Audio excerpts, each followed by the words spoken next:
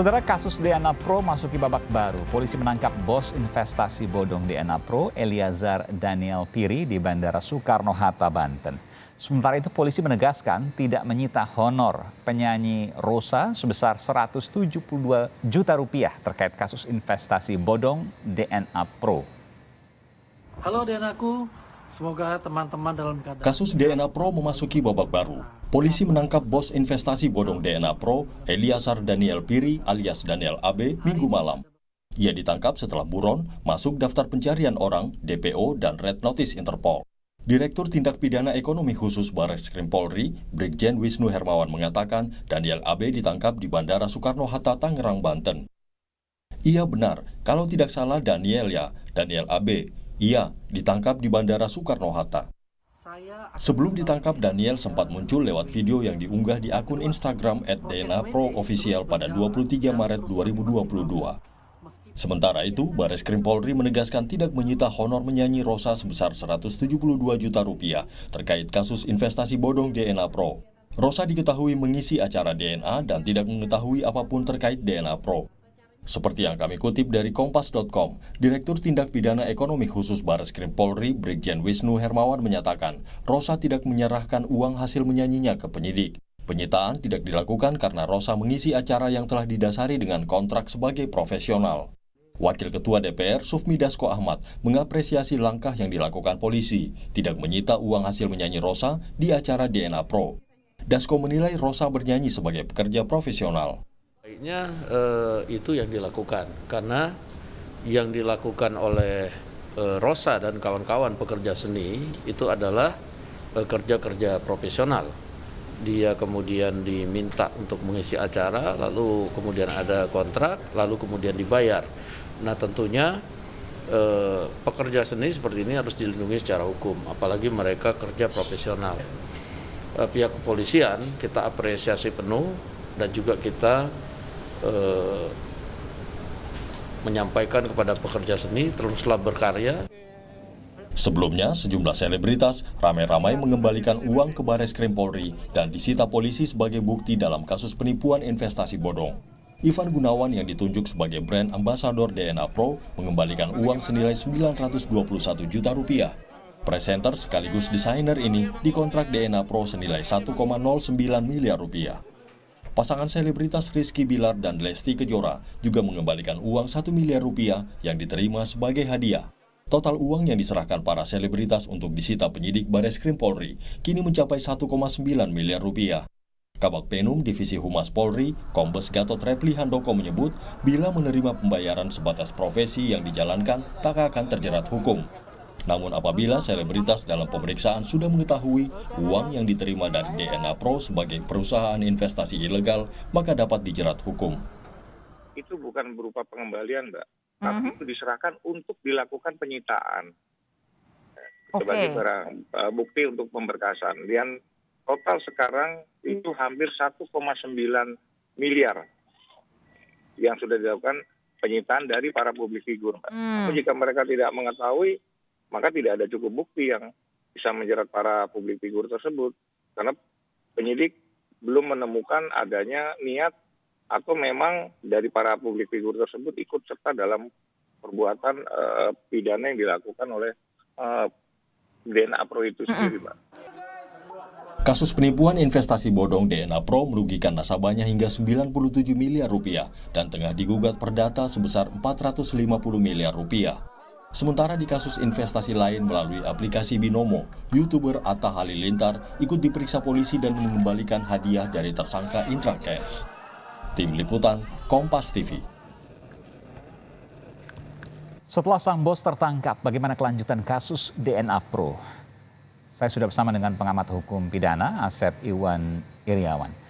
Selamat malam, Bung Asep. Selamat malam, Mas Iman. Ya, bos DNA Pro tertangkap. Langkah hukum selanjutnya karena melibatkan banyak sekali nasabah dengan uang yang luar biasa, mungkin triliunan. Ya, jelas pendengar saya, Kang Asep?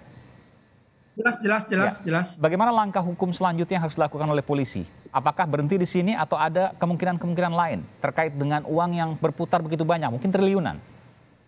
Ya, yang pertama memang harus dilakukan adalah aktor intelektual, kemudian juga afiliator. Nah, kemudian pihak-pihak tertentu yang mengendorse kegiatan-kegiatan atau investasi atau trading ilegal ini, ya bentuknya banyak kan, itunya apa, platformnya dari binomo sampai DNA itu sampai banyak yang lainnya bentuknya. Yang baru terungkap kan 3 bentuk yang baru terungkap. Nah, saya pikir yang dilakukan oleh kepolisian kita apresiasi, ada terus diungkap pelaku-pelaku lainnya. Di samping memang ada perlindungan kepada pihak-pihak korban tertentu, dalam arti korban ini yang memang tidak mengetahui ya dan tidak menduga bahwa itu adalah perbuatan investasi ilegal atau trading ilegal.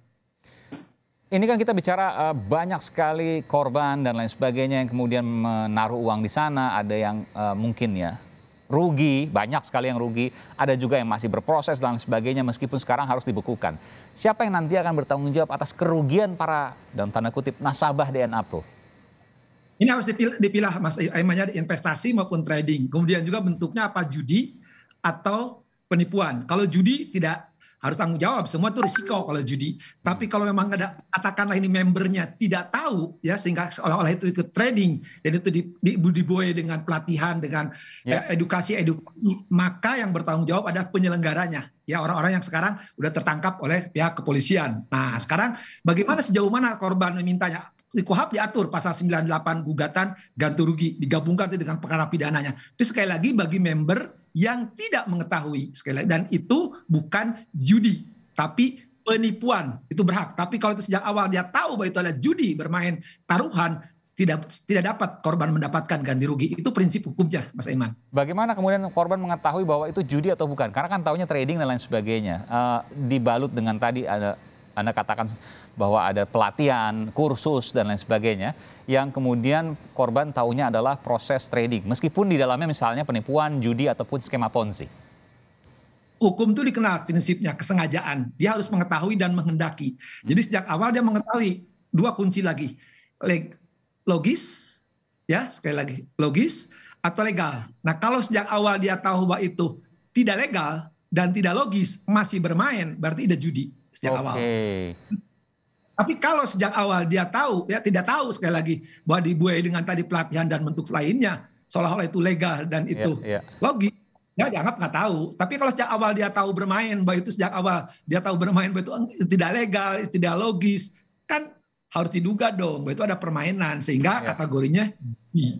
Kalau soal logis misalnya mungkin tidak semua orang punya pengetahuan itu. Tapi soal legalitas, 2 L-nya, legal dan logis. Logis tadi saya sudah bahas. Soal legal, orang harusnya tahu bahwa ini adalah investasi legal atau ilegal dengan terdaftar misalnya Bapepti yang kemudian diawasi oleh OJK. Ya kan setiap ikut serta saham dimanapun juga tanya apakah itu ada izin atau tidak. Kan ketika apalagi bermainnya ratusan, apalagi bermainnya miliar, kan tanya ke Bapepti, tanya ke OJK, ya tanya di pasar modal. Nah kalau dia tidak tanya, tiba-tiba ikut karena terbuai dengan keberhasilan ya sultan-sultan atau penampilan ya sendirilah. Jadi kalau dia tahu bahwa itu ilegal dan dia tetap dalam tanda kutip ya, bermain di situ, lalu kemudian rugi, maka tidak ada jaminan uang yang bersangkutan akan diganti rugi berapapun jumlahnya. Itu resiko trading ilegal, itu resiko investasi ilegal. Oke, lalu kan nanti ada pengumpulan, lalu kemudian nanti ada dibawa ke pengadilan, uangnya diserahkan kepada negara misalnya, atau saya nggak tahu nanti akan seperti apa. Bagaimana kemudian orang-orang yang masih mengharapkan ganti rugi akan investasi-investasi yang ternyata belakangan bodong ini? Dugaan ya? Prinsipnya gini, Mas Aiman, prinsipnya siapapun yang dirugikan, dia berhak untuk ganti rugi. Karena dirugikan, ganti rugi.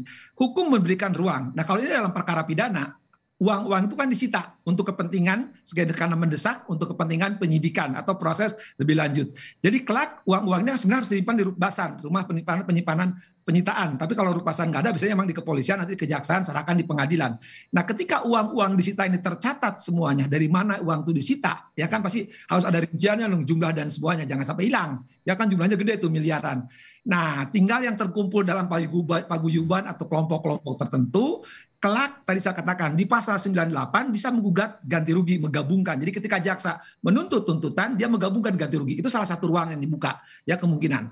Kedua, bisa gugatan perdata sendiri gitu kan, dalam perkara perdata nanti orang-orang yang merasa dirugikan menggugat pihak-pihak yang dianggap merugikan baginya. Jadi sisanya berapa itu kemudian dibagi-bagi, tapi belum tentu juga bisa terbagi semua. Ya, dalam hukum memang tulis tadi kan saya bilang pari passu dikenalnya. Jadi sesuai jumlah kerugian. Misalkan sekarang harusnya 50 miliar, tapi yang ada 5 miliar. Nah, 5 miliar berbagi sesuai jatahnya masing-masing. Itu akan berbagi gitu. Prosentase masing-masing. Pari passu di hukum dikenalnya bagi pari passu, udah presentase lah bahasa gampangnya. Oke. Ini juga ramai soal adanya pesohor ya, public figure yang kembalikan dana, lalu kemudian polisi mengatakan, saya sebut saja misalnya Rosa di sini, penyanyi Rosa. Apakah ketika ia menerima dana dari DNA Pro misalnya, atau dari yang lain yang kemudian tersangkut masalah hukum, lalu kemudian uang itu harus dikembalikan kepada polisi dan itu disita sementara nanti akan dikembalikan pada saat putusan pengadilan, atau seperti apa? Undang-undang pencucian uang masih mana ada 4 pasal penting. Pasal 3, pasal 4, pasal 5, pasal 10. Itu kuncinya pencucian uang itu hanya itu pasal yang pentingnya. Nah yang menerima itu ada di pasal 5. Nah ketika yang menerima bla bla bla bla, dia harus mengetahui, dia harus menduga. Nah kalau penyanyi ya karena profesionalitas, pedagang kan dia tidak mengetahui, dia tidak menduga. Kalau orang datang kontrak, entah dagang, entah dia jualkan kemampuan jasanya, yang nggak bisa karena dia tidak mengetahui dan tidak menduga. Tapi sekali lagi, kalau dia mengetahui, contohnya misalkan yang endorse, yang artis-artis itu yang mempromosikan, dia mengetahui dong, ya harusnya tahu. Atau misalnya paling gampang, calon mertuanya, pacarnya, saudaranya, karakteristik daripada orang ini, ya jumlah segitu dia terima beli jam sekian miliar, nah, itu harus kena pencucian uang pasal 5. Nyanyi atau profesionalis tertentu atau pedagang tertentu, ya enggak, karena ada 2 kunci, dia harus mengetahui, dia harus menduga, ya nggak mungkin tahu kan. Semacam Rosa atau semacam pedagang-pedagang lainnya beli itu ya nggak mungkin kena itu, bukan tidak mungkin lagi ya tidak harus kena karena pasalnya menyebut yang menerima itu harus mengetahui dan menduga. Oke, jadi ada 2 hal nih, ini penting nih. Yang pertama yang endorse DNA Pro atau yang lain misalnya yang kemudian belakangan diduga bodong. Kalau endorse ya misalnya mempromosikan, mengajak dan lain sebagainya, dia harus tahu bahwa investasi tersebut adalah legal dan logis. Kalau seandainya tidak legal dan logis, dia tetap endorse dan dia kemudian dapat uang dari situ, maka uang itu termasuk pencucian uang. Bukan begitu? Betul, tepat sekali. Itu pasal 5. Jadi teman-teman Mas Aiman, teman-teman saya banyak tuh kan yang mempromosikan, ya harusnya legal dan logis tadi. Ya, tapi karena terus-terusan mempromosikan, ya siap-siap aja kena pasal 5 dia. Oke. Tapi untuk jasa yang lain, misalnya ada acara satu investasi yang kemudian belakangan dikatakan bodong, lalu kemudian bermasalah di kepolisian dan kemudian seterusnya di pengadilan. Tapi dia misalnya pada saat acara itu diminta untuk menyanyi, katakanlah dalam hal ini Rosa, maka dia tidak termasuk bagian dari pencucian uang. Uang fee atau uang honor yang diterima Rosa tidak termasuk bagian dari pencucian uang. Ya, semacam penyanyi, presenter, atau akan memberikan nasihat tertentu, ya acara tertentu kan dia tidak tahu, dia tidak mengetahui ya. Bahkan kalau lihat kasus ya, dia tidak kenal dengan apa penyelenggaranya, dia terima pokoknya nyanyi dibayar ya sudah, berarti dia tidak tahu dan tidak akan menduga. Yang penting profesional dia dibayar untuk itu. Ya, lain kalau dia sejak awal tahu, oh ini pemain judi, oh dia pemain koruptor, ya kenal lah. Yang selama ini kan koruptor atau tindak pidana asalnya di pasal 2 itu sudah jelas. Dia masih mau terima, yang paling gampang kan pencucian uang itu tidak jauh dari, maaf ya, ke pihak-pihak tertentu ya yang sekarang lama dikenal lah, mahasiswi saya lah paling gampang. Apa itu? Ya. Oke, ini bicara soal bagaimana pengetahuan itu penting ketika mengendorse sesuatu, dan kuncinya adalah ketika tahu maka ia termasuk bagian dari tindak pidana tersebut. Tapi kalau tidak tahu maka ia bukan dari bagian tindak pidana tersebut. Ini edukasi yang penting, Bung Asep.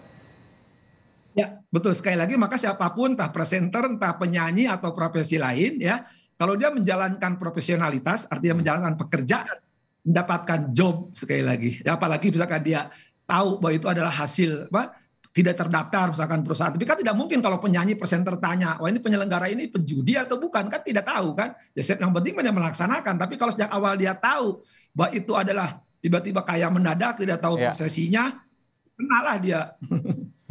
Baik, terakhir Kang Asep, apa yang bisa Kang Asep sampaikan kepada seluruh publik terkait dengan ini kan banyak sekali, ada kripto dan lain sebagainya, ada saham turunan, ada derivatif ya dan lain sebagainya. Apa yang bisa kemudian Kang Asep sampaikan terkait dengan banjirnya investasi ini? Jangan sampai kemudian terjadi terus. Kemarin ada proses hukum di Binomo, lalu kemudian sekarang terdengar DNA Pro dan seterusnya. Investasi itu ya aset-aset yang terdaftar, misalkan kayak bunga, kayak deposito bunga tergantung yang tertentu ya, bermain misalkan reksadana, obligasi, atau ketika bermain di hal-hal tertentu yang memang tidak tahu, kan dia bisa menanyakan, kita gampang tinggal Google kok, satu itu.